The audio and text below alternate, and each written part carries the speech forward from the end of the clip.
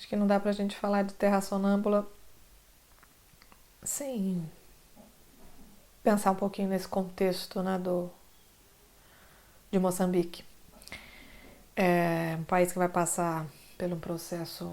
Bom, todo o processo de independência política de uma outra nação é um processo muito complicado, não é? E esse período aí em Moçambique é um período que vai ali de 1965 até 75. Esses 10 anos de luta pela independência de Portugal. O que, assim, a gente dizer isso, escutar, prestar atenção, falar, puxa, isso é uma coisa assustadora. Quer dizer, a gente tem um país que no final quase do século XX está começando a sua independência de um colonizador, né? É alguma coisa muito próxima de nós no tempo. Nós estamos em 2016, quer dizer, isso aí dá o quê? 40 anos? 40 anos é um tempo muito curto, né? E depois desse período de luta pela independência, porque é aquela história, bom, independência, quem fica no poder? Né? Porque aí você começa uma luta pelo poder. Normalmente, nesse processo, você tem divergências aí, né? O próprio, se a gente pensar no período brasileiro, quando a gente tem independência, continua o imperador aqui. Quer dizer, na verdade, isso... E ele abafa algumas coisas, claro, né? Se a gente for pensar, a gente teve alguns movimentos que tentaram alguma insurreição contra Portugal, né? Se a gente pensar lá no período da Inconfidência Mineira, né? Quer dizer, são tentativas de insurreição que de alguma maneira vão sendo abafadas, mas você consegue manter um controle, né? No Brasil a gente nunca teve uma guerra civil ou uma independência em que você de fato a partir daquilo gerasse uma guerra, né? Nós não somos um país que não viveu a experiência da guerra de forma total. A gente teve a Guerra do Paraguai, mas assim, alguns movimentos de guerrilha dentro do país, mas não uma guerra generalizada, né? No caso de Moçambique e de Angola também, a gente vai ver, eles vivem justamente o contrário, quer dizer, um processo de guerra para se libertar de Portugal e depois um período de guerra civil. Ou seja, dentro do país a gente vai ter uma luta política e militar interna, né? No caso de Moçambique, isso vai durar até mais ou menos em 1992. Isso basicamente trouxe mais de 1 milhão de mortos em Moçambique, né? Um país que vive uma situação até hoje muito difícil. O momento do Terra Sonâmbula é justamente esse período da Guerra Civil. E o romance é curioso assim, porque ele está absolutamente incrustado nesse cenário a partir de uma perspectiva de duas personagens, né? Então é curioso porque assim é muito o efeito, um efeito no emocional, no físico, no econômico, mas é o efeito na perspectiva das personagens de alguma forma, do impacto de tudo isso na vida das pessoas, de duas pessoas, no caso, vamos dizer assim, porque Terra Sonâmbula tem uma história dentro de uma história, né? Nós temos a história do Muizinga, do jovem Muizinga e do Tuahir, o senhor, né? Já mais velho, que no primeiro capítulo do romance encontra um monte de cadáver, um ônibus queimado com cadáveres ali perto, dentro do ônibus, e eles vão viver ali dentro, vão tirar esses cadáveres dali. E o velho até diz, né, pro jovem, olha, que ele fala, puxa, o menino fala pra ele, mas a gente vai viver dentro desse ônibus, né? Ele fala, bom, esse ônibus já tá queimado. Ou seja, ele não vai ser mais atacado de novo, né? Ele já foi destruído de alguma forma, sobrou a carcaça, então nós vamos viver dessa carcaça.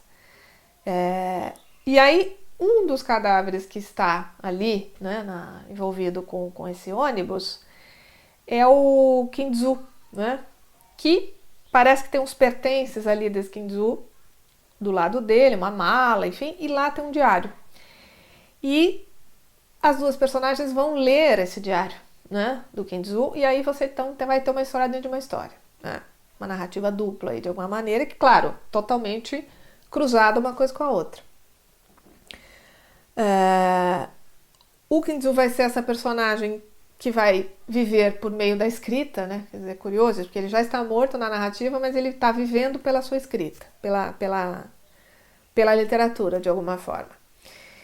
E a família dele também é absolutamente dizimada, impactada por essa situação de guerra, de violência, enfim, né, de luta.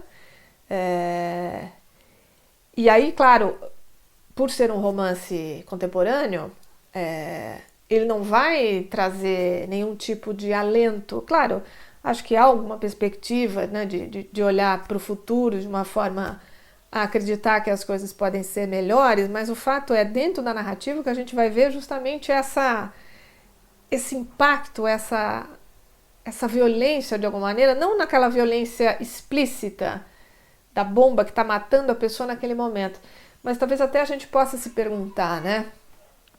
Curioso, porque assim, se a gente olhar às vezes um filme de guerra, mas de passatempo, no fundo, a gente pode falar assim, nossa, a gente vê lá um monte de gente sendo morta com metralhadoras e explosivos, tal. Claro que isso é uma violência enorme. Mas qual não é a violência de quem vai lá naquele cenário depois que isso aconteceu? Porque é justamente isso, quer dizer, a vida continua para alguns, para muitos. E aí? Quer dizer, a gente passou por isso aqui, sobrou tudo isso, que sobrou um monte de cadáver, sobrou um monte de miséria, sobrou um monte de desestrutura, né, de falta de condições de vida, na verdade, mínimas de sociedade. E é isso que a gente deve continuar, a gente vai continuar vivendo, tentando sobreviver. E essas personagens todas do Terra Sonâmbula, de alguma maneira, vão viver esse processo, né? E o quanto também, de alguma forma, essa guerra política vai virando alguma coisa que parece que independe um pouco, não há consenso, né? Quer dizer, eu não consigo parar e acordar alguma coisa para parar de matar. Quer dizer, se imaginar que até hoje, nesses países, a gente tem milhares de minas explodindo e amputando, matando pessoas até hoje, ou seja, você está num momento social em que você pega um território e enterra não sei quantos milhares de minas. E mina é uma coisa que vai explodir quando alguém pisar. Quer dizer, você deixa aquela coisa mortal para o futuro, né? Para um futuro indefinido. Até hoje, isso é perigoso. Quer dizer, ainda continua tendo muita gente sofrendo esses efeitos. É muito difícil essa localização das minas, porque a quantidade de minas que foi enterrada é absurda. Então, uma coisa que assim, sonâmbulo, acho que também tem um pouco esse sentido. Você, quer dizer, que visão de vida, de sociedade, de país se tem por uma coisa como essa, né? Então, acho que para nós que vivemos um outro tipo de colonização, é quer dizer, acho que para qualquer leitor seria, mas nós que estamos dentro desse contexto, né, da civilização de origem portuguesa, todos nós somos aí, isso é muito significativo, é muito rico da gente, rico no sentido que é triste, é claro, mas assim, a gente tem que olhar para a realidade de alguma maneira. Então, esse tipo de obra, e eu acho que o Miyakoto no Terra Sonâmbula, ele dá essa perspectiva que não é, como a gente diz, uma perspectiva de ele estar lá com a personagem dele matando as pessoas ou vendo o assassinato imediato, mas justamente vendo na vida das pessoas que ficam o efeito que isso causa, né? É uma perspectiva de alguma forma até, digamos, delicada dentro de um cenário tão aterrador como esse. E acho que no caso dele ainda tem um ponto curioso, né? Interessante, assim. Ele é um escritor que tem uma escrita mais poética, né? Então ele é aquele tipo de autor. A tradição brasileira também gosta desse recorte que a gente chama de escrita poética na narrativa, que é você fazer um texto que está contando uma história, mas está muito preocupado com a linguagem e com explorar a linguagem para poder traduzir de uma forma muito sofisticada aquilo que você está querendo passar. Eu queria terminar lendo um trechinho do primeiro caderno do Kinzu, só um fragmento, mas para a gente ver essa coisa da linguagem poética do Miyakoto. Se chama O Tempo em que o Mundo Tinha a Nossa Idade. E o primeiro parágrafo diz o seguinte: quero pôr os tempos em sua mansa ordem, conforme esperas e sofrências. Mas as lembranças desobedecem, entre a vontade de serem nada e o gosto de me roubarem do presente. Acendo a história, me apago a mim. No fim desses escritos, serei de novo uma sombra sem voz. E esse é o tom de escrita do Miyakoto. Evidentemente não é um tom da narrativa pura e simplesmente, mas é uma narrativa absolutamente preocupada em dizer qualquer coisa, seja ela mais aterradora, mais horrível do ponto de vista humano, há alguma coisa mais positiva, de esperança, de uma forma em que eu quero também dar peso para as palavras. De alguma maneira esse trabalho com a palavra me parece até potencializa algumas coisas pesadas, mas também de alguma maneira talvez traga um olhar de, não sei se uma esperança ingênua, mas traga um olhar de alguma maneira diferente. E o diferente sempre é uma abertura para a gente fazer uma coisa nova, com certeza.